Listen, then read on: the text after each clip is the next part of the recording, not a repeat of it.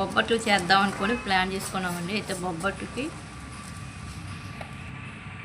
అయితే పిండి కలుపుకొని పక్కన పెట్టుకోవచ్చు ఫ్రెండ్స్. ఆ తర్వాత ఇదిగోండి పచ్చిశనగపప్పు అయితే 3 గంటలు నానబెడతానండి.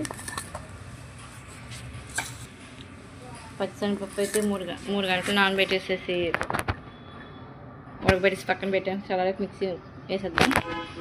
హాయ్ ఫ్రెండ్స్, చూడు పచ్చిశనగపప్పు ఉడకబెట్టి అయితే ఈ పప్పులోకి మనం మిక్సీ వేసేద్దామండి.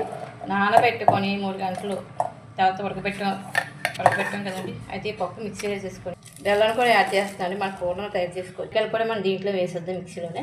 ఒకసారి ఒక రౌండ్ తిప్పేద్దాం.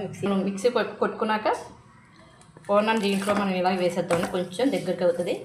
ఇలా వేసేసుకుంటే కొద్ది దగ్గరగా అవుతుంది. చూడండి కొంచెం లూజ్ అవుతుంది. మనం జస్ట్ మిక్సీ కూడా వేసుకున్నది పూర్ణం మళ్ళీ ఒకసారి ఇలా పెనం పెట్టుకుంటే కొద్దిగా గట్టిగా అవుతుంది. చల్లరైతే ఇంకా బాగుంటుంది. చూడండి మనం అయితే స్టెప్పింగ్ అలా మధ్యలో పెట్టి దాన్ని అలా ఫోల్డ్ చేసుకోవాలండి. బొబ్బట్టు నీట్గా కవర్ చేసుకోవాలి. ఇంకా అలాగా దాన్ని కొంచెం అంచుల్ని ఎలాగా తిప్పాలి. తిప్పేసి అప్పుడు వేసుకొని కొంచెం పౌడర్ వేసుకొని మనం పౌడర్ వేసేసుకొని ఫ్రెండ్స్ మనం అయితే బొబ్బట్ల కొద్దిగా ఇలా అయినా ఒత్తుకొచ్చు మనం, లేకపోతే జస్ట్ ఆయిల్లో ఇటేసి ఆయిల్లోనే ఒత్తుకొచ్చండి. ఎలాగైనా ప్రాబ్లం లేదు. కానీ బొబ్బట్టు మాత్రం బయటకు రాకుండా నీట్గా ఒత్తుకుంటే మనకి బాగుంటుంది ఫ్రెండ్స్. ఈ విధంగా చేసుకోవాలండి.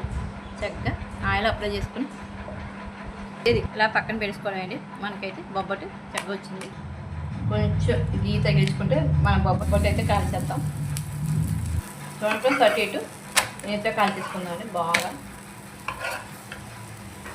చూడండి మనం బొబ్బట్టు కాల్చేసుకుని అయిపోయిందని బాగా పెట్టేసేసి సిమ్లో పెట్టేసుకుని కాల్చేస్తాం.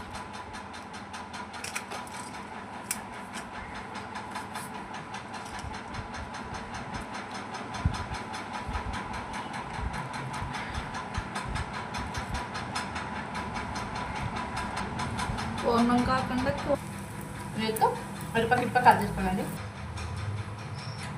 ఒకటి ఇలా కాల్చేసుకొని రెడీగా పెట్టుకొని బొబ్బట్లు